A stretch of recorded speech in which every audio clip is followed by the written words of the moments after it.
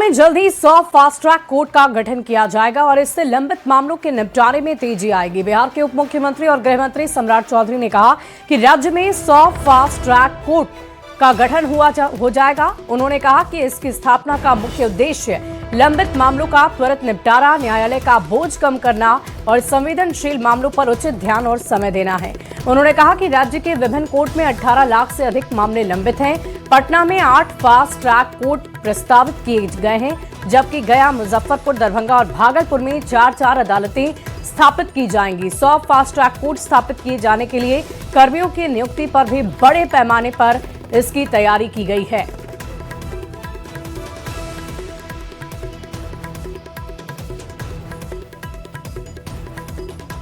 और देखिए, बिहार में 100 फास्ट ट्रैक कोर्ट की स्थापना की घोषणा एनडीए नेताओं ने इसका स्वागत किया है और कहा है कि ये निर्णय बिहार में कानून व्यवस्था को और मजबूत बनाने और न्याय व्यवस्था को तेज करने की दिशा में मील का पत्थर साबित होगा।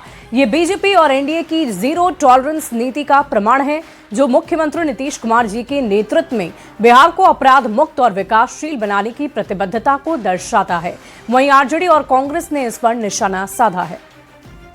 बिहार में भाजपा एनडीए की सरकार में माननीय गृह मंत्री सम्राट चौधरी जी ने जो 100 से फास्ट ट्रैक कोर्ट की स्थापना करने का निर्णय लिया है, जो कि बहुत बड़ा कदम है। यह न्यायिक गतिशीलता को बढ़ाएगा, आगे बढ़ाएगा और अपराधियों पर जो 18 लाख से अधिक मामले बिहार में लंबित हैं, उन मामलों को निपटाने में बिहार में तेजी आएगी। कानून व्यवस्था में तेज सुधार देखने को मिलेगा।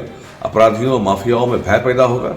निश्चित रूप से नीतीश कुमार जी के नेतृत्व में सम्राट चौधरी जी का एक बहुत ही प्रभावशाली और ऐतिहासिक कदम है बिहार में कानून का राज स्थापित करने के लिए। यह दर्शाता है कि कैसे नीतीश कुमार जी के नेतृत्व में बिहार में भाजपा एनडीए अपराध पर जीरो टॉलरेंस की नीति के लिए प्रतिबद्ध है, कटिबद्ध है।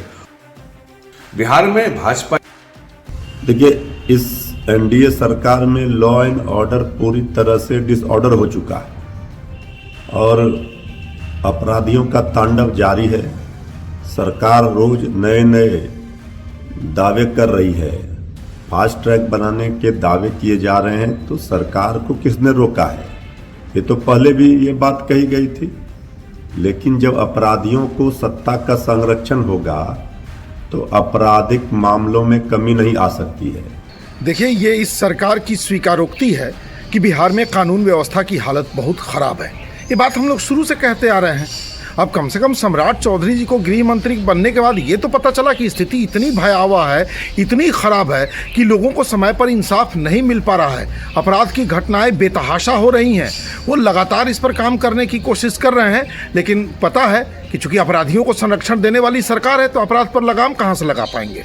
राज्य सरकार की ओर से माननीय डिप्टी सीएम सम्राट चौधरी ने 100 नए फास्ट ट्रैक खोलने की घोषणा किया है। राज्य सरकार की ओर से आपराधिक मुकदमों की त्वरित सुनवाई के लिए और अपराध कांडों में शामिल लोगों को तुरंत सजा दिलाने के लिए यह कदम उठाया गया है। आगामी आने वाले दिनों में राज्य सरकार के इस पहल से इसके सकारात्मक असर दिखाई पड़ेगा। बिहार सरकार द्वारा 100 फास्ट ट्रैक कोर्ट के गठन का फैसला निश्चित रूप से ऐतिहासिक है। उप मुख्यमंत्री सम्राट चौधरी जी ने 18 लाख लंबित मामलों के शीघ्र निष्पादन का जो संकल्प लिया है, ये कानून व्यवस्था को गति देगा, न्यायिक प्रक्रिया को मजबूत करेगा और आम जनता को समय पर न्याय दिलाएगा। और देखिए, बिहार में न्यूक्लियर प्लांट लगाने की तैयारी है। बिहार में 3 न्यूक्लियर पावर प्लांट लगाने की तैयारियां शुरू हो गई है। सीवान, बांका और रजौली में सर्वे का काम शुरू हो गया है। एनपीसीआईएल और एनटीपीसी ने इस सर्वे का काम शुरू कर दिया है। डिप्टी सीएम सम्राट चौधरी ने एक्स पर इसकी जानकारी भी दी है। सम्राट चौधरी ने एक्स पर लिखा है, माननीय प्रधानमंत्री श्री नरेंद्र मोदी जी के नेतृत्व में केंद्र सरकार ने बिहार में 3 न्यूक्लियर पावर प्लांट लगाने की तैयारियां शुरू कर दी है और इसके लिए सीवान, बांका और रजौली में एनपीसीआईएल, एनटीपीसी ने सर्वे का काम आरंभ कर दिया है। एनपीसीआईएल, एनटीपीसी की संयुक्त टीम तीनों जगह पर भूकंप, पानी की उपलब्धता, जमीन की उपलब्धता, आबादी का घनत्व तथा जमीन की स्थिति से जुड़े सभी पहलुओं की जांच कर रही है। संयुक्त टीम केंद्र और राज्य सरकार को जल्द ही अपनी विस्तृत रिपोर्ट सौंपेंगी।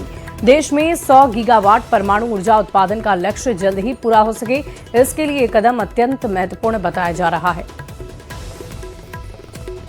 तो सीवान, बांका और रजौली में सर्वे का काम शुरू हो गया है। बड़ी खबर आपको बता रहे हैं, एनपीसीआईएल, एनटीपीसी के द्वारा ये सर्वे किया जा रहा है। और इस पूरी खबर की अधिक जानकारी के साथ न्यूज 18 संवाददाता शैलेंद्र हमारे साथ पटना से फोन लाइन पर जुड़ रहे हैं। शैलेंद्र, क्या जानकारी है? न्यूक्लियर प्लांट को लेकर क्या तैयारियां शुरू हो गई है? देखिए, बिहार में पिछले कुछ दिनों से लगातार न्यूक्लियर पावर को लेकर के चर्चा हो रही थी।